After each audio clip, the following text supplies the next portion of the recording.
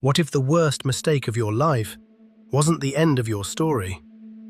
2,000 years ago, Jesus told a parable so powerful it still brings people to their knees. A story of rebellion, of ruin, and of a love so reckless it defies everything we think we know about forgiveness. This is the parable of the prodigal son. A man had 2 sons. The younger one looked his father in the eye and said the unthinkable, "Give me my share of the inheritance, now." In that culture, those words carried the weight of a death wish.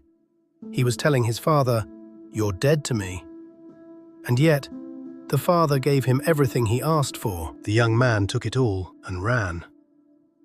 A distant country, wild living, money flowing like water, until it didn't. Every coin, every friend, every promise, gone. A famine swept the land, and the son who once had everything now had nothing. He was starving, desperate, broken.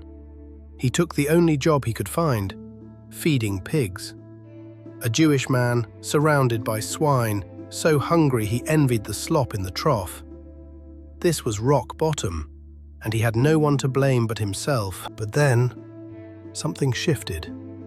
Sitting in the filth, covered in shame, a thought cut through the darkness. My father's servants eat better than this. He didn't deserve to be called a son anymore. He knew that. But maybe, just maybe, his father would take him back as a hired hand.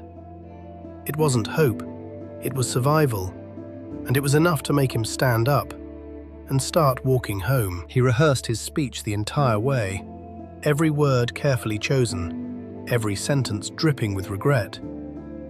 "Father, I have sinned against heaven and against you.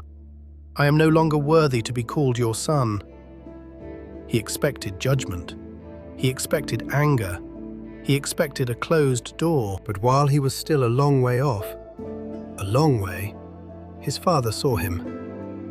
And the old man did something no dignified patriarch in that world would ever do. He ran. He hiked up his robes and he sprinted down that road like nothing else in the world mattered. He threw his arms around his son's neck. He kissed him. The boy tried to give his speech, but the father wasn't listening. He was already shouting to the servants, "Bring the best robe, put a ring on his finger, sandals on his feet. Kill the fattened calf, because my son was dead and is alive again. He was lost and is found."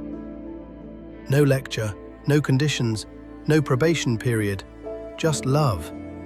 Overwhelming, irrational, scandalous love. But not everyone celebrated.